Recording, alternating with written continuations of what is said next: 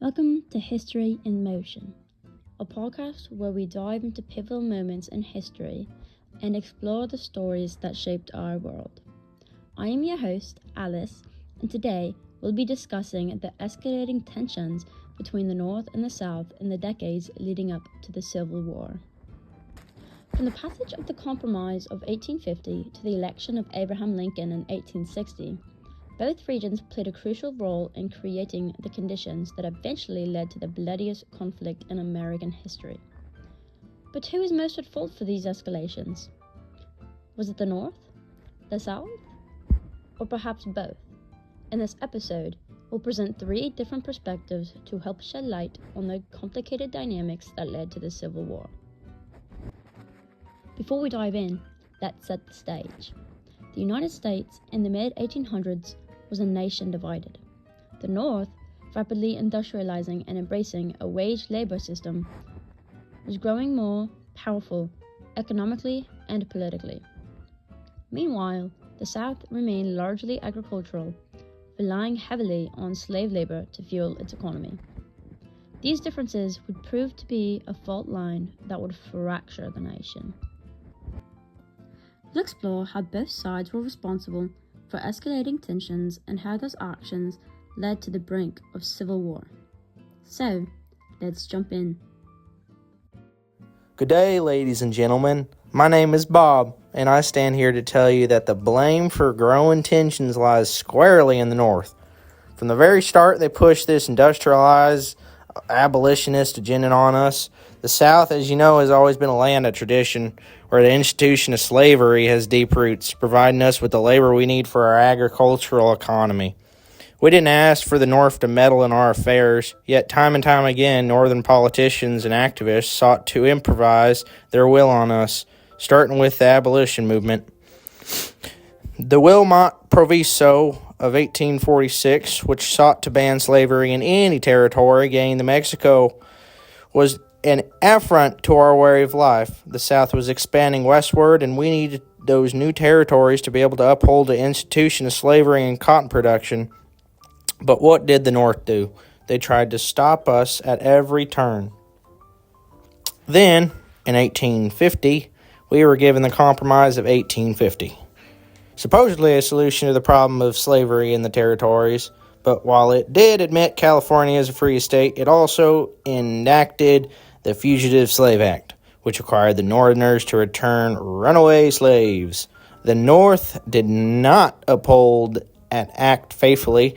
In fact, many northern states passed the personal liberty laws, which directly defied the act, which was an open violation of the agreement, showing a complete disregard for the Southern rights. It wasn't just about laws or politics, it was about culture. The North was imposing its will, criticizing the Southern way of life, and threatened the very foundation of Southern society built solely on slavery. We were simply defending ourselves from the Northern aggression. The North kept pushing, and we were forced to react, building stronger defenses for our rights, including our ability to keep slaves legal in territories. The tensions escalated because of the North's interference, though. Bob's argument is clear. The North, through its abolitionist movement and resistance to the South's rights, escalated tensions. Now, let's hear the counterpoint.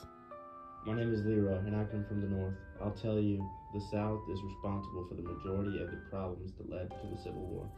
The fact that they continued to defend slavery, a system that dehumanized millions of people, was the spark that ignited national conflict.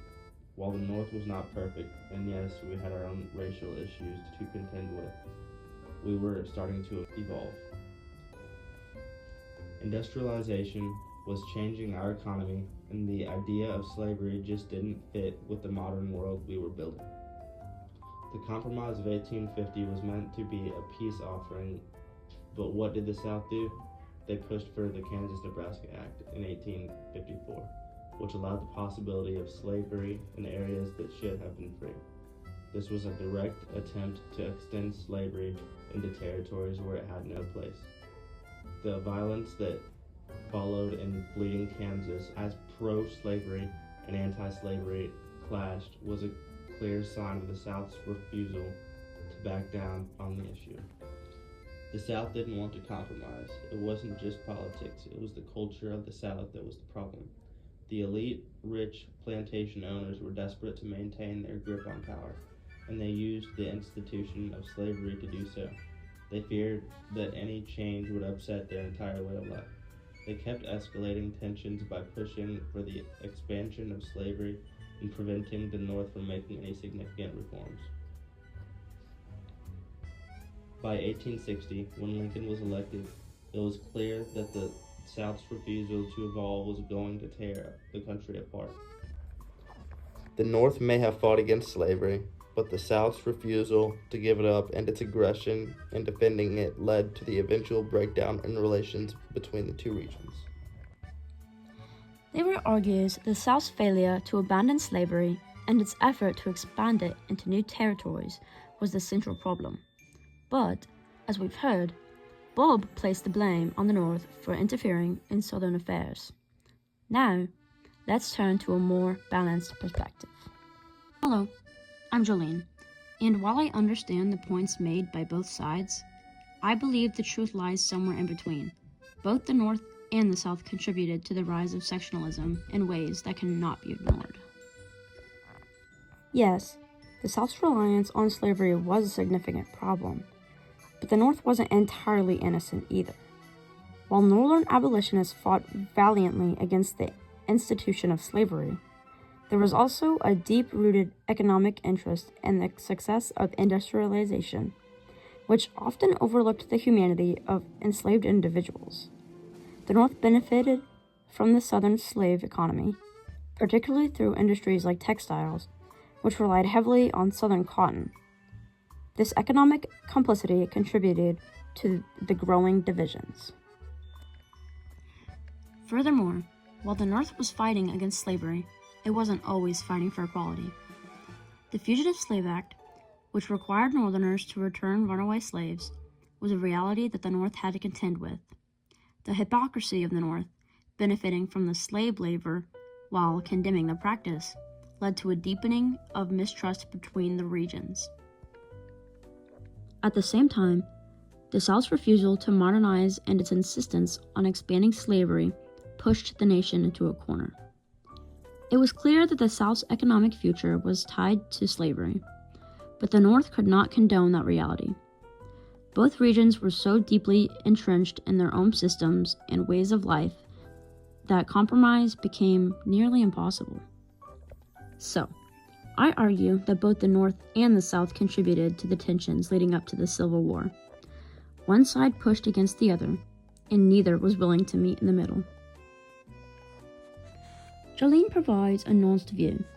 While the South's defense of slavery was the primary cause, the North's complicity and its own struggles with racial inequality also played a role.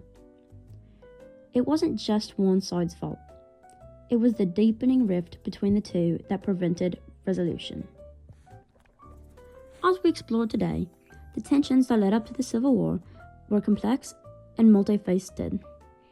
Whether you believe the South or the North was most at fault, one thing is clear. Both regions contributed to the growing divisions that ultimately tore the nation apart. The passage of the Compromise of 1850, the Kansas-Nebraska Act, and the Fugitive Slave Act. Each event deepened the divide, but it was the unwillingness of both sides to compromise that paved the way for conflict. In the end, the Civil War was not simply a result of one region's actions, but the accumulation of years of escalating tensions and failures to find common ground. Thank you for listening to History in Motion. We hope this exploration of the tensions between the North and the South has given you a deeper understanding of the causes behind the American Civil War. If you enjoyed this episode, be sure to subscribe, and we'll see you next time.